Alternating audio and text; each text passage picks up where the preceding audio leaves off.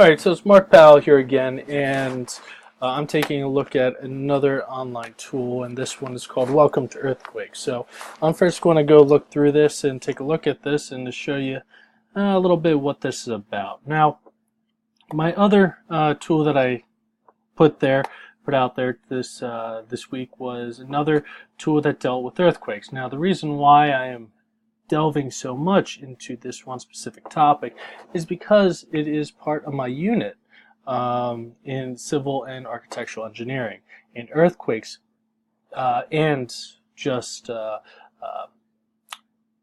natural disasters in general play such a key in our construction of our buildings. Everything around our buildings are not only constructed to support the weight of us humans and also what we are going to put in them. If it's an office building, how much furniture is going to go in it. If it's a residential building, again, how many people are going to be living there if it's an apartment complex. But also we have to take into effect the natural disasters that occur. What are the wind forces that take place? What are the movements of the earth that take place around us? Now, luckily that us in Pennsylvania here, other than the one earthquake in Philadelphia, we don't really experience that. What we do experience hurricanes. So this is Welcome to Earthquake. And so this activity illustrates seismic waves are used to determine the magnitude of an earthquake and to locate its epicenter. So this is actually really good for mathematics, not only that, but also for engineering, because we take a look at information and we try to find the epicenter of it. Not only that, but using information we can understand, a student can understand how close you are to the point of an earthquake and how he or she has to understand how to build for the idea and the possibility for earthquakes. Now, right here, basically clicking on some images, and basically it makes them larger and actually has some information. Alaska, what happens when an earthquake hits. This was in that was in '64. This is in California in '94. Overpasses, the shear forces basically shearing, breaking away. But not only that, 1906, an earthquake and then a subsequent fire destroyed the city. And we talked about a little bit about that in my last tool about taking care of our wiring and electronics so it doesn't cause fires. And then also San Francisco, 1989, and the Marina District. So all of this is real life and has happened, 97. So let's get a click out of here and get into the main activities. Now, I'm going to demonstrate to you how you actually use this. So in this main activity, so we go into it, let's go into first epicenter and time travel. And basically this is just the overview. Earthquake is part of virtual courseware for Earth Environmental Science Project. And so basically after you pass a little quiz at the end, a certificate of completion as a virtual seismologist.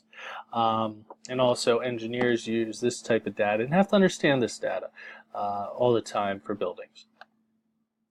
So basically the epicenter is an exercise where students have to triangulate the location for an earthquake center. And that's really the main thing. It also measures the SP lag time on seismographs. So basically what we're taking a look at here is if I play an animation, this person is going to drag a seismic station into one part of the map, like so. And then what's going to happen is that an earthquake will go off, an earthquake with a mouse click.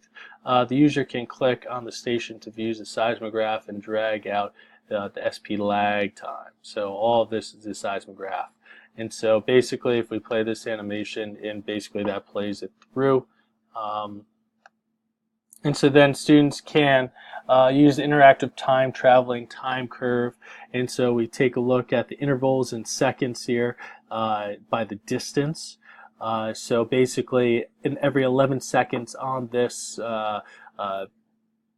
every 11 seconds it has traveled on the SP. It has traveled 1.8 kilometers. So that's the distance the earthquake traveled out towards. And so basically then what we do is we can figure out the triangulation, and we're on the west coast of the US, which is not uncommon to where most earthquakes will occur. And if we play this, then what we can see here, due to the different, due to the different centers that we've set up, 1, 2, and 3, we can actually triangulate and find the exact location. This is what seismologists do. They triangulate the position of the epicenter of an earthquake.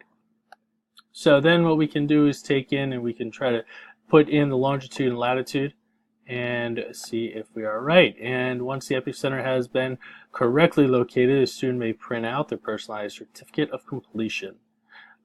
So Cal State LA, virtual seismologist. And so that's really the overview of this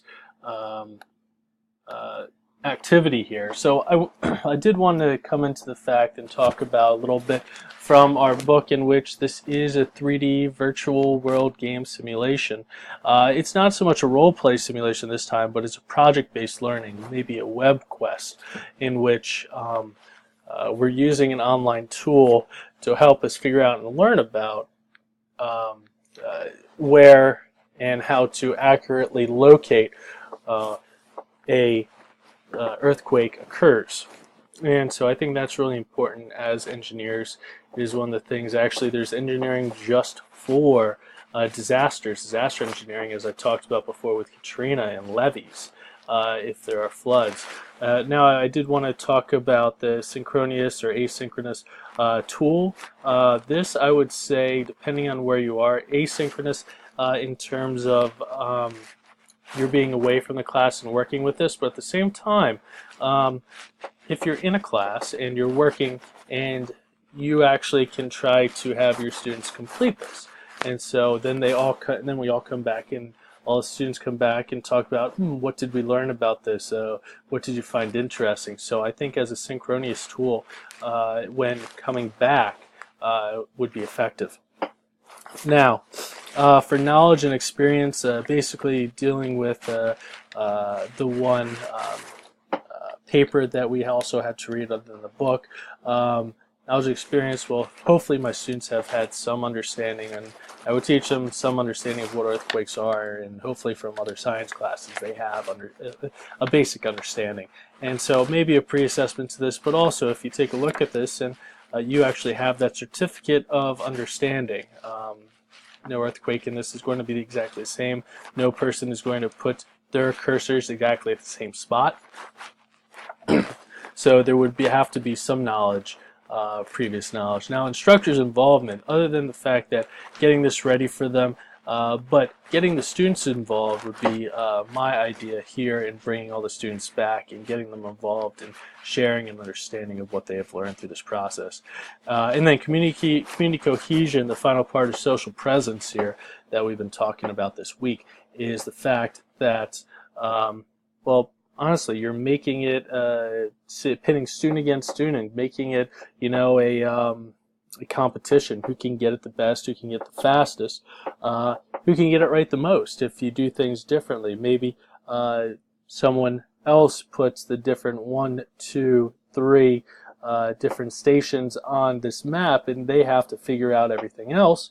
There are a number of ways in which this can be changed or tweaked to fit a style of a instructor in engineering or science. So for me, this fits right into the fact where, you know, engineering is around everything we do, and especially with what we've seen in the past couple weeks with natural disasters, and also what we've seen in our history of natural disasters with Katrina, that engineers have to understand these different types of things, and how to best build objects, buildings, bridges, even cities, to mitigate the possible ramifications